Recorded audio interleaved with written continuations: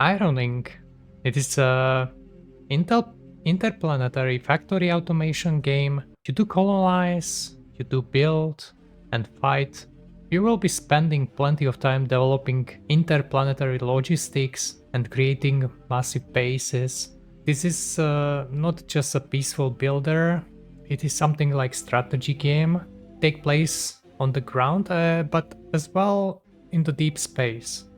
The loop is quite simple, but a little bit ambitious, I would say. You start by building a basic factory on your first planet and you go through the research tree, but unlike some factory builders that keep you on the single map, the Iron Ink requires you to manage multiple resources across the entire galaxy. You can basically switch between clones of yourself on different planets instantly to keep production moving. For example, I saw the map and my planet has only iron, but when I go, let's say I see a next planet over there and I saw it has a copper, only copper.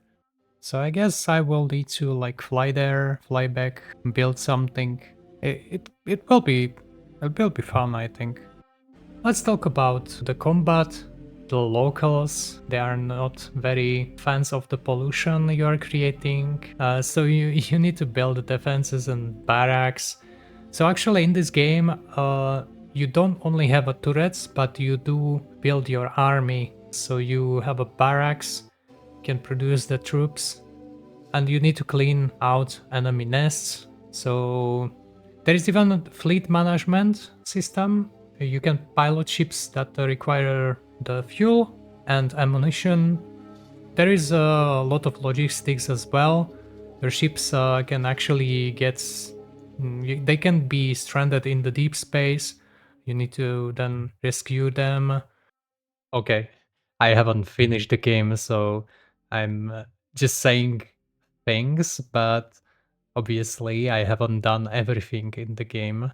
But I'm just summarizing what I know or what I think I know about the game, so you can build a picture and figure out if you want to try or not. And it's not still out, only the demo. So yeah, still in development. A lot of can be subject to change, so keep that in mind. So development and visuals. The game is developed by Segment Games. It is a very small, passionate studio. I think there are less than 10 people, maybe less than 5 people. It's very hard to say. It might be just 2 people in the college developing the game. Anyways, they plan to stay in early access for a year or two. They have a plans to refine the UI, some integration with the Steam Deck as well, because as you can see, the buildings are polygons and well, actually the low polygons. Low polygons means basically if you bring some models inside your game and the model is very complex, it will use all your computing power, and it also depends on the engine that you are using. Some engines work not that good, some engines are a little bit better. So if you are creating a game where you have low polygon models, it is basically more easy for the engine because the models are not that big in the size.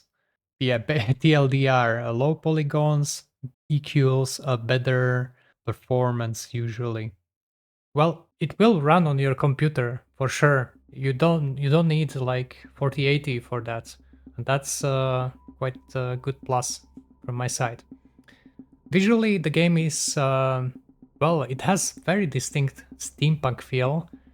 You see nuclear burners and ships that look a little bit like Star Destroyers from Star Wars. I can see a lot of inspiration from other successful games. For example, when it comes to the combat that I see, the particles, it looks like the Beyond All Reason. And even the visuals are a little bit reminding me of the Beyond All Reason. I mean, it's an indie studio, so I've heard that they're like focusing mainly on the gameplay, then they are polishing everything about it. When it comes to the like basic buildings, belts, and then split belts, then mining coal, mining iron, producing science. Yes, this is always the same in multiple, well, always, almost always the same in multiple games. But where it is different from others, I would say the visual style, it's not copycat, it's definitely everything is designed by the hand. And if you zoom in, you can clearly see the animations of the buildings, animations that are in the game are very unique. Well, really, what stands out to me that this isn't just a collection of assets or some presets that everyone can just like grab and maybe build some game, use some C plus or some other language to give it the logic, and here you go, you have a game. So it feels like everything from the animations of the buildings to every single icon feels like handcrafted. So you can see that already there is quite a decent amount of work put into the game.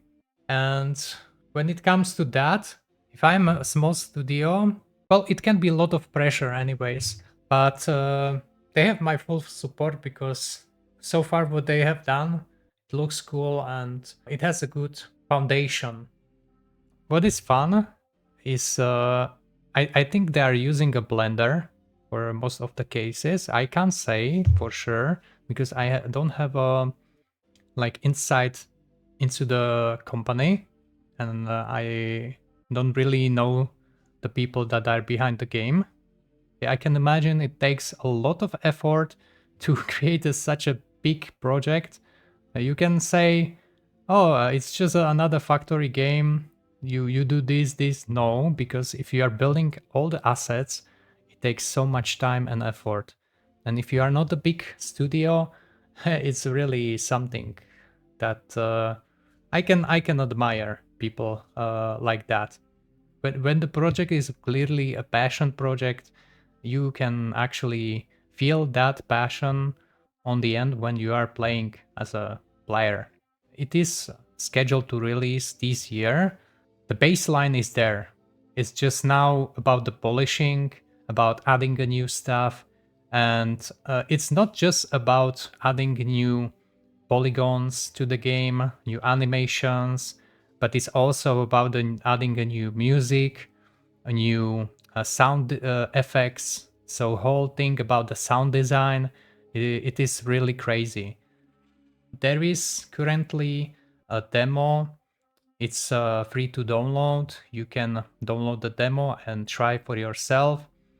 So about the current state and my verdict, everyone can play the demo right now. There is scheduled release time this year.